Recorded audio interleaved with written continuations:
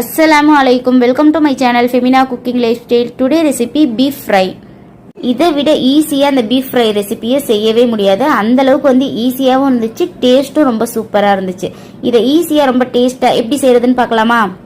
1/2 kilo beef எடுத்திருக்கேன். அதை குட்டி குட்டி பீஸா அந்த மாதிரி கட் பண்ணி எடுத்துக்கலாம். நான் குக்கர்ல அவிக்க போறது இல்ல, அப்படியே பாத்திரத்துல வச்சு வேக வைக்க போறேன். இது வந்து எலோம் கறிங்கிறதுனால எனக்கு சீக்கிரமாவே வெந்து வந்துருச்சு. உங்களுக்கு வந்து வேகிறதுக்கு கொஞ்சம் டைம் எடுக்கும்னு நினைச்சீங்கன்னா நீங்க அப்படியே குக்கர்ல சேர்த்துக்கலாம். நான் பாத்திரத்துல சேர்க்கறத நீங்க குக்கர்ல சேர்த்துக்கலாம். இப்போ வந்து நான் 1/2 ஸ்பூன் இஞ்சி பூண்டு பேஸ்ட், 1 ஸ்பூன் வந்து ஜீரகத்தூள் சேர்த்துக்கிறேன், 1/2 ஸ்பூன் வந்து மிளகாய் தூள், 2 ஸ்பூன் வர அளவுக்கு பெப்பர் சேர்த்துக்கிறேன். தேவையான அளவு உப்பு, 2 ஸ்பூன் வர அளவுக்கு தேங்காய் எண்ணெய் சேர்த்துக்கிறேன். இப்போ நல்லா கை வச்சு நல்லா மிக்ஸ் பண்ணி விட்டுறலாம். நீங்க குக்கரா இருந்துச்சு அப்படின்னா இதுல 1/2 கிளாஸ் தண்ணி சேர்த்துட்டு நீங்க குக்கர்ல வேக வச்சு எடுத்துக்கோங்க. மசாலா சேர்த்துட்டு நம்ம வந்து ஊற வைக்கணும்னு இல்லை, உடனே செஞ்சிடலாம். இப்போ ஒரு கடாயை எடுத்துட்டு நான் தேங்காய் எண்ணெய் சேர்த்துக்கிறேன்.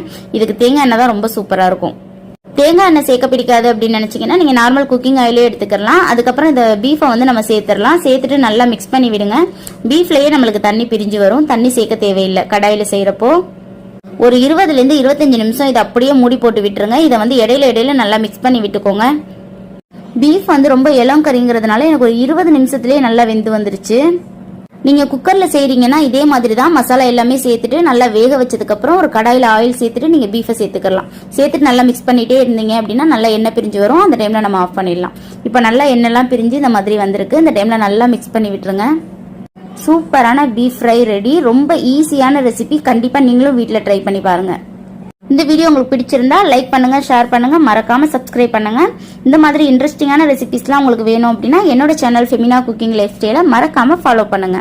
இதே மாதிரி நாளைக்கு வேறொரு வீடியோல பார்க்கலாம். Thank you so much for watching.